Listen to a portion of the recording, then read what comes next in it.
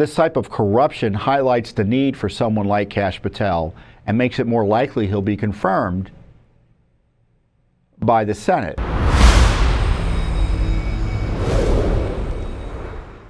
President Trump appointed or announced he's going to appoint my friend Kash Patel as FBI director, which means he's going to fire Wray, right? Which would be, I think, appropriate.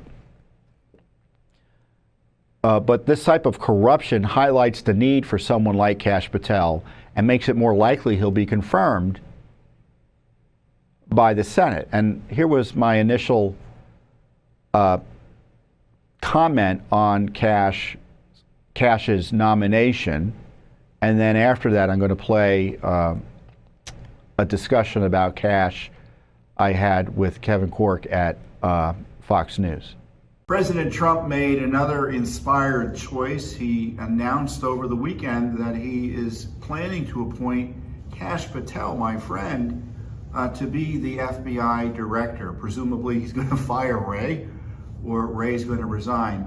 The FBI is almost irredeemably compromised, and Kash Patel is nearly the perfect choice to go in there, bring transparency, reform, and accountability. Now, Kash is going to be attacked by the usual suspects, but he has a demonstrated record of uncovering, exposing, quite bravely, the corruption at the FBI and in the deep state, and he has vast experience working the bureaucracies on behalf of the American people. So what do you think Kash Patel should be investigating once he becomes FBI director? I've got a long list. But one of the things I think he certainly needs to investigate is FBI corruption and the targeting of Trump and other innocent Americans for political purposes by the corrupted Federal Bureau of Investigation. This is Kash Patel, a guy that I think a lot of people suspect will be running the FBI fairly soon. Yeah. Maybe, but that's my bet.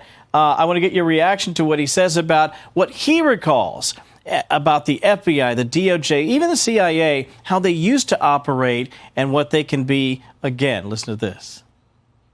I want them to remember that the FBI, the DOJ, the DOD report to the United States Senate and the United States House of Representatives. And that commitment continues throughout their entire tenure. And I don't want any more Washington speak about we can't talk about this or we can't talk about that. The American people deserve courage and commitment and constitutional oversight. And that's what President Trump is going to deliver. That's been one of the major criticisms. You and I were just talking about this of Christopher Wray. You can't classify, redact, and sorry, can't talk about this, can't talk about that. You are responsible to the American people. You're responsible to congressional lawmakers, and you need to give them information. We've not been getting very much over the last several years. No, we were just talking about the assassination attempts on President Trump. Yeah. The FBI hasn't released, as best I can tell, because we've sued, one FOIA document in response to our requests for what happened up in Butler, Pennsylvania, let alone what happened subsequently down in Florida. So there's this terrible secrecy around the FBI. And the problem that Christopher Wray has is that he raided Trump's home. Yeah. His agents raided Trump's home. Yeah. And he knew or should have known there was no good faith-based reason to target Trump, let alone raid his home.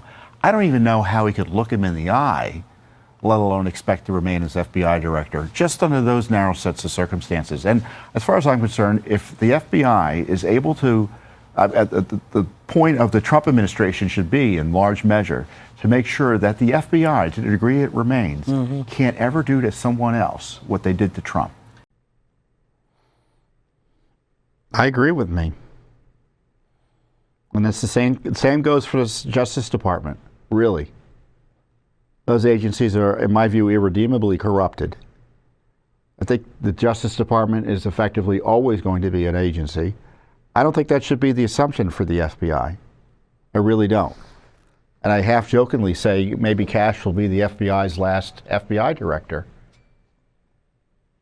because its activities, the activities that are lawful and needed could be moved over to other agencies, or created another subset of the Justice Department. Just clean house and start afresh.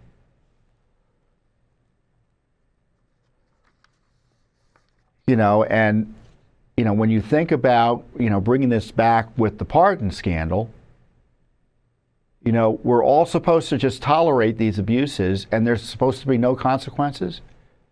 So if they raid Trump's home without basis and for political reasons, there can't be an investigation. And that's what the less approach is. We can do whatever we want in abusing the rule of law, but if you actually try to enforce the rule of law against our abuses, we're going to pretend you're doing something wrong, prohibit you from doing it, and in the case of Joe, we'll issue pardons in an unprecedented way to stop you from even asking questions.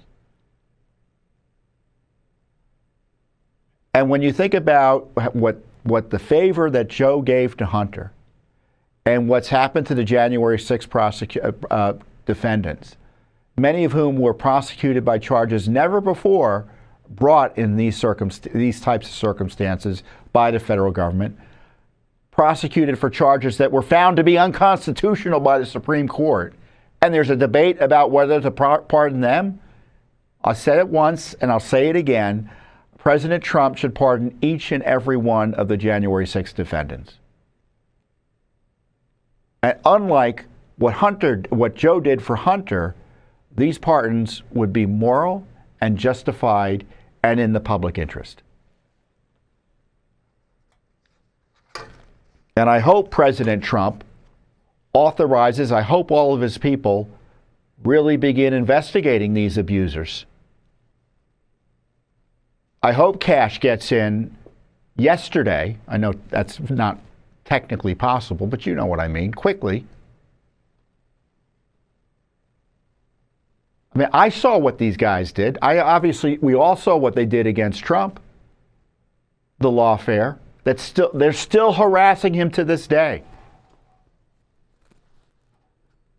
And they came to my home. I talked about it in a speech to CPAC. I want justice. Let's go to that tape. Not too long ago, I had a significant skin cancer surgery. And a few hours after I got home, I'm on the couch recovering when the FBI came knocking on my door with a grand jury subpoena from the Biden DOJ. I ended up being hassled and abused by the special counsel team for 4 hours over Trump documents, my First Amendment rights, and what I had for lunch with President Trump. It was a partisan fishing expedition. Frankly, it was like having to spend a day on an MSNBC panel. But I knew why they brought me before that grand jury. It was payback and intimidation for daring to defend Trump against their abuse of power. I mean, I want justice. It's not retribution. I just want justice. I mean, clearly they targeted me for no good reason. And I know that because they were targeting Trump, and I was just a witness. So you target Trump, everyone else caught up in it.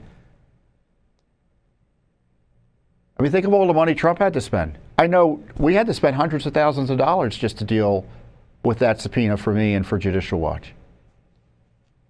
Outrageous. So yes, there should be justice for this. And what is the media focused on? How much beer Pete Hegseth has to drink or has had to drink. They'd rather talk about that than the wild abuses by the agencies,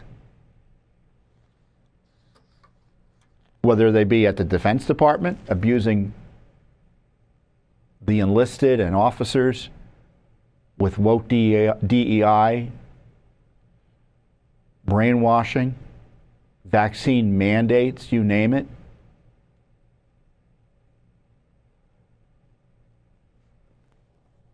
The censorship of Americans, all of that, and they want to talk about how many beers Pete Hegseth can drink. Forgive me for thinking that's a crock. It's a crock. Thanks for watching. Don't forget to hit that subscribe button and like our video down below.